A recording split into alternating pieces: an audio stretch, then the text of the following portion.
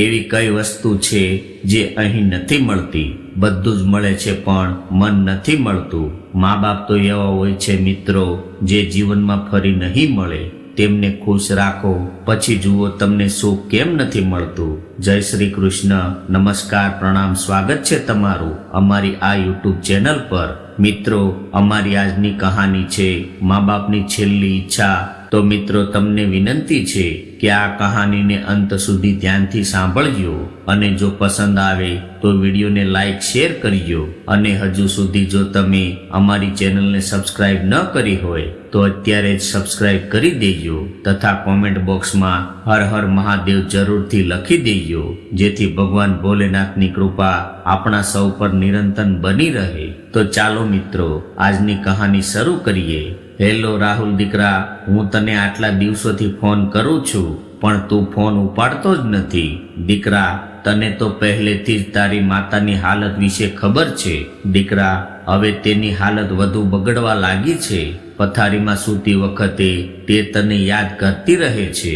તો દીકરા, થોડા સમય કાઢીને તારી વહુ અને બાળકો સાથે તું અહીંયા તારી માને મળવા આવતો, તેને સારું લાગશે. હવે તો તારી માં બિલકુલ હિંમત હારી ગઈ છે. હવે તમે આવો તો તમને મળીને એને થોડો ટેકો મળશે. ત્યારે જ મનોહરલાલજીની સામે રાહુલે પોતાની મજબૂરી વ્યક્ત કરવાનું શરૂ કર્યું. પિતાજી, મને આ અઠવાડિયે કોઈ રજા નહીં મળે, અને તમે તો જાણો જ છો કે હું અહીં મારું નવું મકાન બનાવી રહ્યો છું. મારે ત્યાં પણ ધ્યાન રાખવું પડે છે. ત્યાં જો નજર ના રાખીએ તો તે લોકો મકાનમાં કામ બરોબર ના કરે.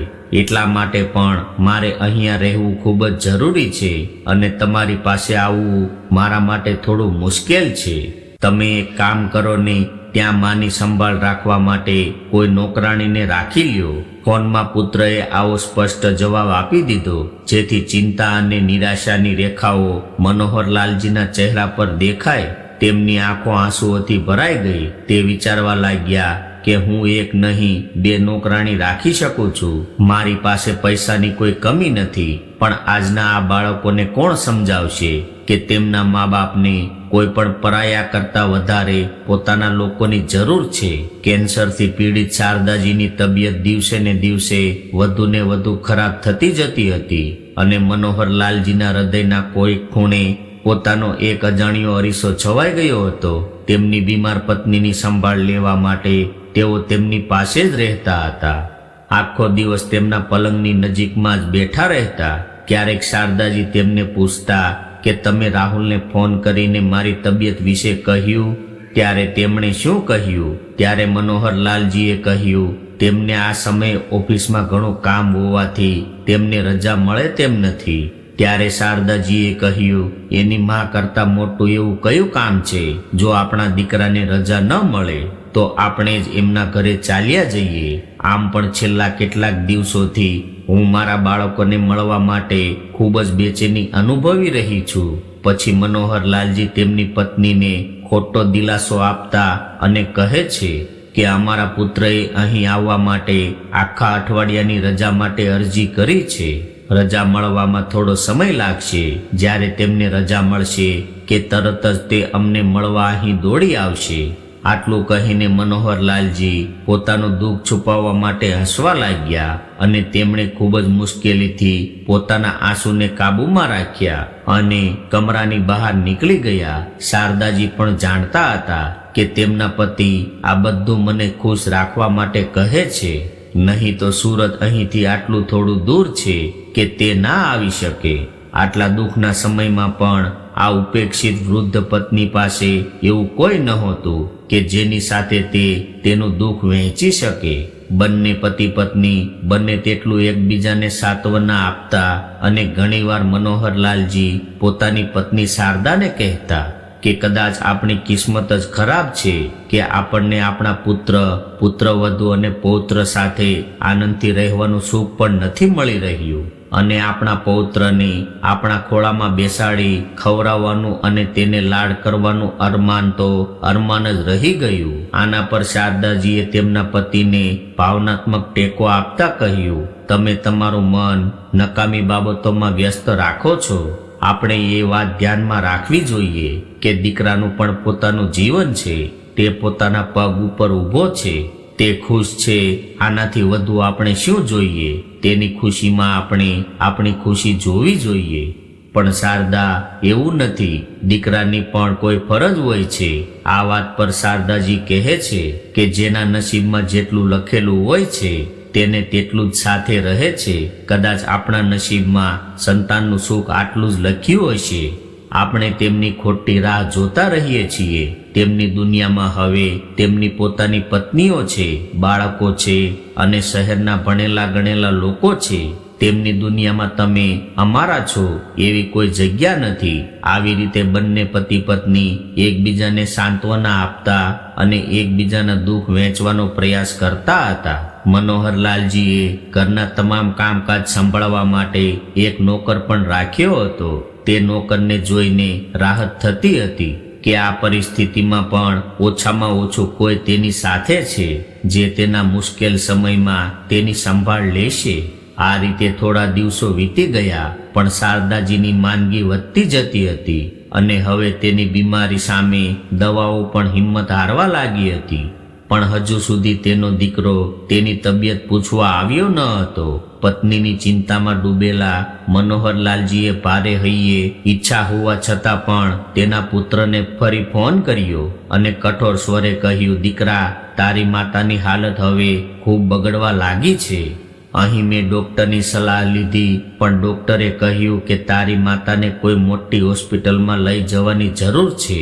તેઓએ તેને સુરતની કોઈ સારી કેન્સરની હોસ્પિટલમાં લઈ જવાની સલાહ આપી છે. હવે મને તેની તબિયત સારી નથી લાગતી, તેથી તમે જલ્દી આવો અને અમને લઈ જાઓ. તારી માતાને વહેલી તકે સારી સારવારની જરૂર છે. ત્યારે તેના પુત્રએ કહ્યું, પિતાજી, હું ઓફિસના કામથી મુંબઈ ગયો છું. પિતાજી, તમે એક કામ કરો, મારી માતાને કોઈ એમ્બ્યુલન્સમાં લઈને સુરત આવી જાઓ.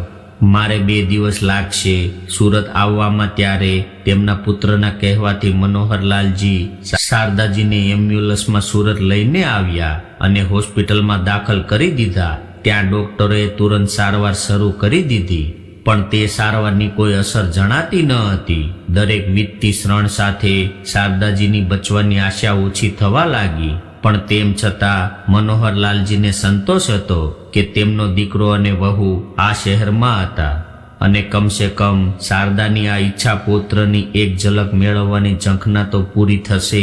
પણ મનોહરલાલજીનો આ વિચાર માત્ર એક ભ્રમ હતો. દરરોજ સૂર્યોદયની સાથે તેમના પુત્રની આવવાની આશાથી દરવાજે તેઓ તેમના પુત્રની રાહ જોતા રહેતા, પરંતુ દરરોજ સાંજે તેમનો એ વિશ્વાસ તૂટી જતો.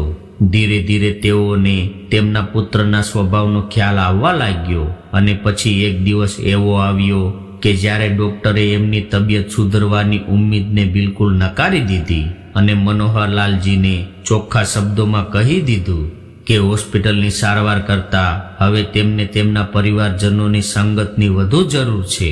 આ સાંભળીને મનોહરલાલજી અંદર ગયા અને તેમની પત્નીનો હાથ પકડી તેમની પાસે બેઠા હતા. ત્યારે શારદાજીએ કહ્યું, સાંભળો, મને ખબર છે કે હું થોડા દિવસની મહેમાન છું. મને ખબર નથી કે હું ક્યારે મરી જઈશ. બસ મારી એક છેલ્લી ઈચ્છા પૂરી કરી દો. મને મારા પુત્રનો પરિચય કરાવો. મને તમારા પુત્ર અને પૌત્રના ચહેરા એકવાર બતાવો. આ સાંભળીને મનોહરલાલજીનું હૈયું ધ્રુજી ઉઠ્યું અને તેની પત્નીના આ શબ્દો સાંભળીને શારદાજીની અંતિમ ઈચ્છા પૂરી કરવા તેણે ફરી એકવાર ધ્રુજતા હાથે પોતાના પુત્રને ફોન કર્યો. પરંતુ રાહુલે આજે પણ ફોન ન ઉપાડ્યો. કોઈક રીતે પોતાના પર કાબુ રાખીને તેણે પત્નીને પુત્રના ઘરે લઈ જવાનું નક્કી કર્યું અને શારદાજીને એમ્બ્યુલન્સમાં આસિસ્ટન્ટ ડોક્ટરોની દેખરેખમાં લઈને જઈ રહ્યા હતા. ત્યારે મનોહરલાલજી એવું વિચારી રહ્યા હતા કે અમે બંને સુખ દુઃખમાં એકબીજાનો સહારો છીએ અને હવે શારદાને કંઈક થઈ જાય તો આ દુનિયામાં રહેવું મારા માટે કોઈ સજાથી ઓછું નથી. આવું વિચારીને તેણે તેની પત્ની તરફ જોયું, પણ શારદાના શરીરમાં કોઈ હલચલ જણાતી ન હતી. આ જોઈને મનોહરલાલજીને પરસેવો વળી ગયો.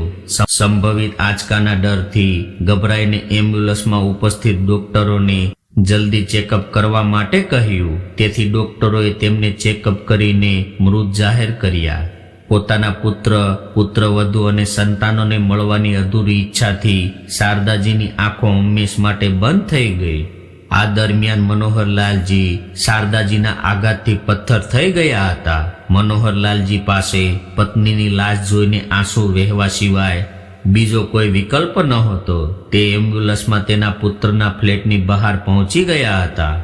પરંતુ જ્યારે શારદા, જે તેમના પુત્રને મળવાની ઈચ્છા હતી, તે જ રહી ન હતી, તો પછી તેમના પુત્રના ઘરે જવું યોગ્ય છે કે કેમ તે વિચારીને મનોહરલાલજી ભારે હૈયા આ એમ્બ્યુલન્સમાં તેમની મૃત પત્ની સાથે ઝડપથી ગામ પરત ફર્યા. અને હૃદય પર પથ્થર રાખીને મનોહરલાલજીએ તેમના પુત્રને ફોન કરીને તેને આ દુઃખ સમાચાર આપ્યા હતા. તેમને 2 દિવસ વીતી ગયા, પણ પુત્ર હજુ સુધી ઘરે પહોંચ્યો ન હતો. તેમના પુત્રની આવવાની પ્રતીક્ષામાં તેમના પુત્રના આવવાની આશા ધૂંધળી થવા લાગી હતી. ત્યારે શારદાના અંતિમ સંસ્કાર પણ પુત્રની ગેરહાજરીમાં કરાવવામાં આવ્યા હતા. મનોહરલાલજી ઘરના ઓરડામાં બેસીને વારંવાર એ વિચારીને ઉદાસ થઈ રહ્યા હતા કે શારદા વિના હવે જીવન કેવી રીતે પસાર કરશે. આજે તેમની એકલતા તેમને ડંખ મારવા દોડી રહી હતી. જ્યારે શારદા તેમની સાથે હતી તો હંમેશા તેમને ઓછામાં ઓછું તેની નજીકમાં કોઈના અસ્તિત્વનો અહેસાસ રહેતો નહીં. તો પુત્ર હોવા છતાં પણ તે એક અસહારો હતો. તેના મનમાં હંમેશા આ સવાલ ઉઠ્યા રહેતો કે જો ઘડપણ આ દર્દનું નામ છે તો તે શા માટે આવે છે? આ ઉંમરે બાળકો શા માટે તેમના માતા પિતાને છોડી દે છે? તેઓ તેમના માતા પિતાથી કેમ એટલું અંતર બનાવી દે છે કે વૃદ્ધાવસ્થાની પીડા અને વેદનાઓ સહન કરવા માટે તેઓ તેમને એકલા છોડી દે છે? મનોહરલાલજીના પત્નીના અવસાનને આજે 5 દિવસ વીતી ગયા હતા, પરંતુ હજુ સુધી તેમના પુત્રએ આવું જરૂરી ન માન્યું.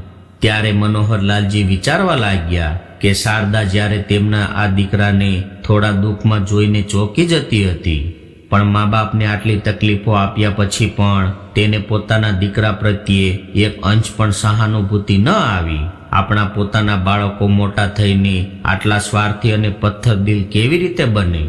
આવું વિચારીને તેની આંખોમાંથી પાણી વહેવા લાગ્યું. શારદાએ તેમના પુત્રની ખૂબ કાળજી રાખતી હતી.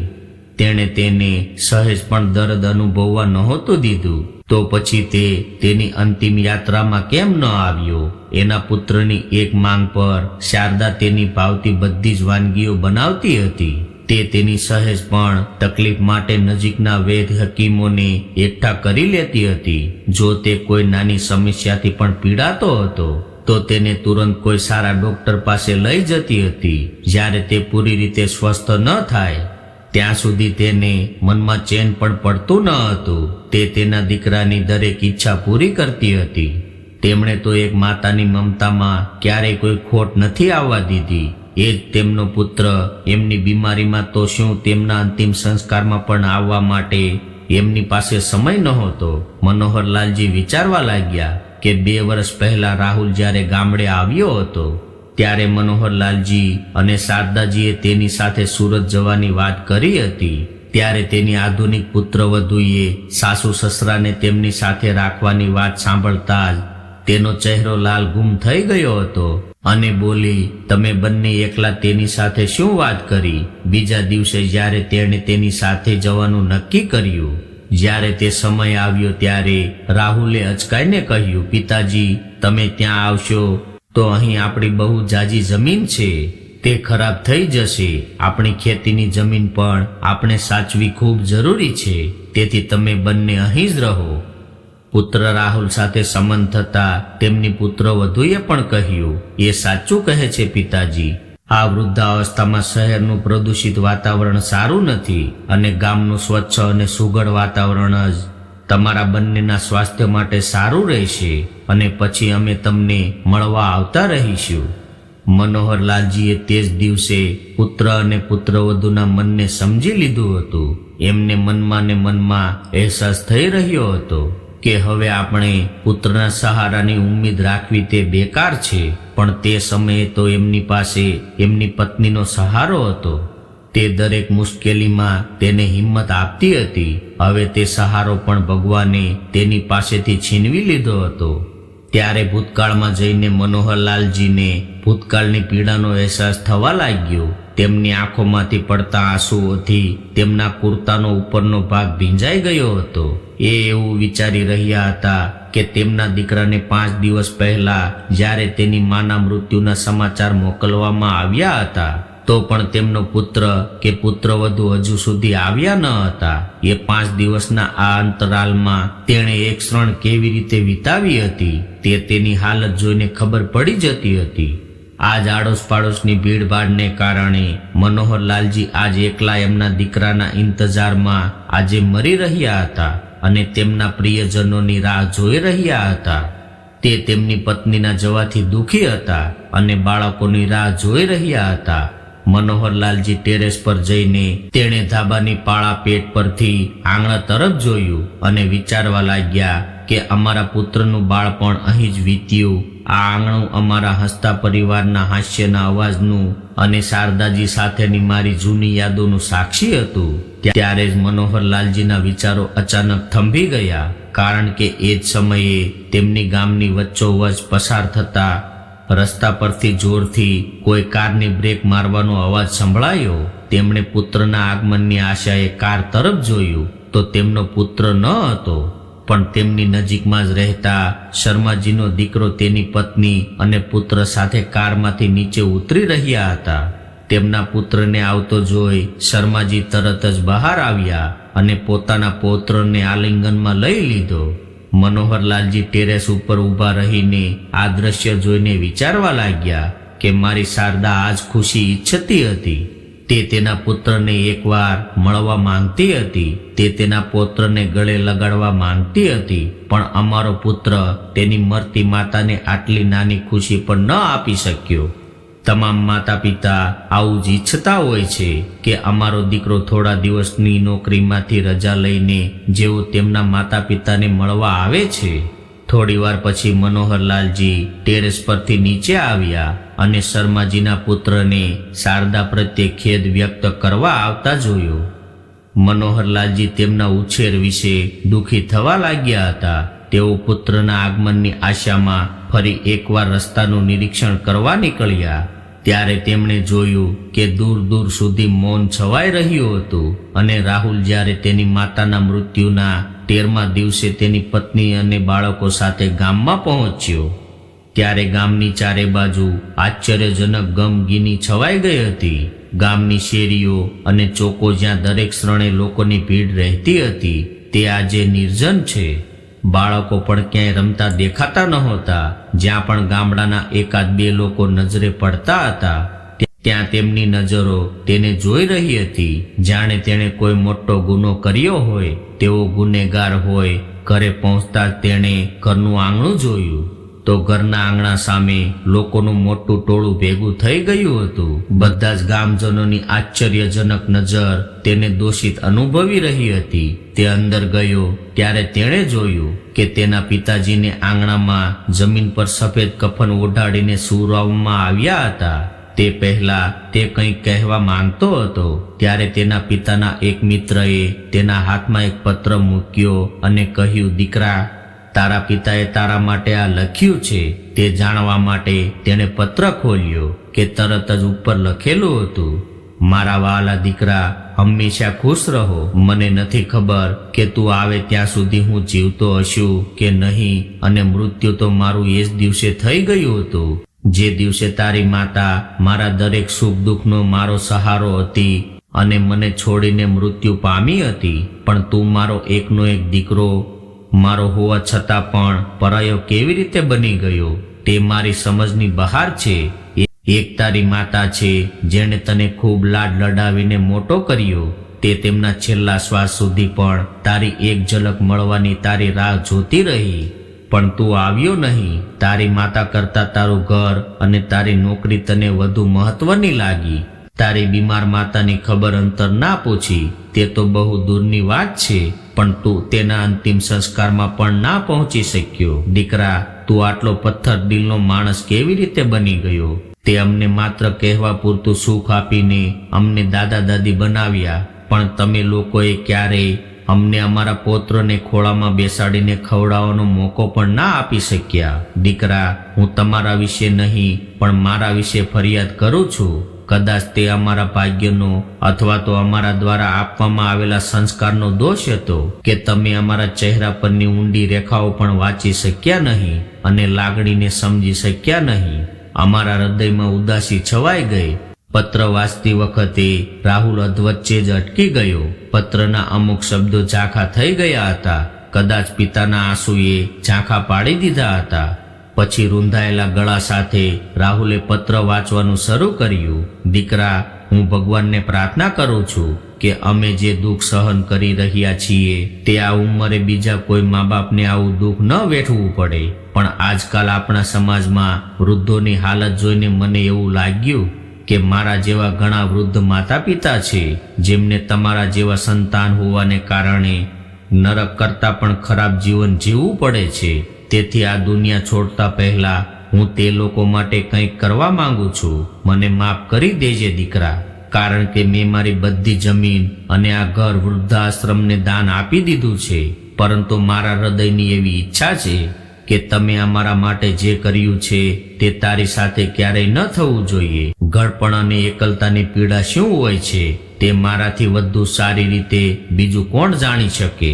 મેં મારા જીવનના છેલ્લા દિવસો ખૂબ જ એકાંતમાં વિતાવ્યા છે. તેથી દીકરા, મારા જીવનનો સૌથી મોટો નિર્ણય હું લેવા જઈ રહ્યો છું. આગળ પત્ર વાંચતી વખતે રાહુલના હાથ અને અવાજ ધ્રુજવા લાગ્યા, પરંતુ તેમ છતાં તેણે વાંચવાનું ચાલુ રાખ્યું. પત્રમાં આગળ લખવામાં આવ્યું હતું કે દીકરા, તું કદાચ તારી માતાની છેલ્લી ઈચ્છા પૂરી ન કરી શક્યો, પણ હું ઈચ્છું છું કે તું મારી ઈચ્છાને માન આપીને મારા મૃતદેહને કોઈ હોસ્પિટલમાં દાન કરજે, જેથી આ નશ્વર અવશેષો કોઈ જરૂરમંદ વ્યક્તિ વાપરી શકે. દીકરા, મહેરબાની કરીને મને માફ કરજે. પત્ર વાંચતી વખતે રાહુલના ચહેરા પર અપાર ઉદાસીનો ભાવ દેખાવા લાગ્યો. તે ઘૂંટણીએ બેસીને જોર જોરથી રડવા લાગ્યો. પણ હવે પસ્તાવામાં મોડું થઈ ગયું હતું. ત્યારે જ બહારથી એમ્બ્યુલન્સનો અવાજ આવ્યો અને તેના પિતાની બોડી એક પછી એક ઉપાડીને લઈ જવામાં આવી. બધા સગા વહાલા અને ગામ લોકો પણ પોતપોતાના ઘરે પાછા ફર્યા. મિત્રો, સાચી વાત તો એ છે કે માતા પિતાને આવા વૃદ્ધાવસ્થાનો સામનો કરવો પડે છે. તેમના બાળકોનો અભિગમ તેમને નબળો પાડે છે. મિત્રો, માતા પિતા તો એક પારિજાતનું વૃક્ષ છે જે હંમેશા તેમના દીકરાને સુખ દેવાનું જાણે છે. એમની છાયામાં જે દીકરા રહે છે એ એક મા બાપ જ છે જેને તમારી દરેક પ્રગતિમાં ખુશી હોય છે. આજ તમે જે કંઈ છો એમની પાછળ એ લોકોનો ત્યાગ છે. તમે અચાનક મોટા નથી થયા. તમને મોટા કરવા માટે એક માએ એમના જિસ્મને સુકાવ્યું છે અને એક બાપે ધોમધકતા તાપમાં એમના શરીરને તપાવ્યું છે. મિત્રો, જે વૃક્ષે તમને બાળપણમાં એમની છાયા આપી છે તે વૃક્ષના પાનને સુકાવા ન દેતા. એને પણ તમારા સ્નેહ અને પ્યારના ખાતરની જરૂર છે. અને તમારી મધુર વાણી અને વ્યવહાર રૂપી વાણી પાતા રહેજો, કારણ કે જ્યારે આંગણામાં છાંયો દેવા વાળું વૃક્ષ નહીં રહે તો આંગણામાં તડકો આવવા લાગશે. મિત્રો, કોઈકે ખૂબ સરસ કહ્યું છે કે કેમ ભૂલી ગયો તું માની મમતા અને પિતાનો પ્યાર. એમણે તમારા માટે જે કર્યું યાદ તો કરો એને એકવાર. મિત્રો, આ કહાની તમને કેવી લાગી કોમેન્ટ કરીને જણાવજો. અને જો પસંદ આવી હોય તો વિડીયોને લાઈક અને તમારા મિત્રો સાથે શેર કરજો. અને જો તમે આવી જ કહાની સાંભળવા માંગતા હોય તો આ ચેનલને સબસ્ક્રાઇબ જરૂરથી કરજો. તો ચાલો મિત્રો, હવે આપણે ફરી મળીશું એક નવી કહાની સાથે. ત્યાં સુધી તમામ મિત્રોને જય શ્રી કૃષ્ણ, રાધે રાધે, હર હર મહાદેવ. કહાનીને અંત સુધી ધ્યાનથી સાંભળવા માટે ખૂબ ખૂબ ધન્યવાદ.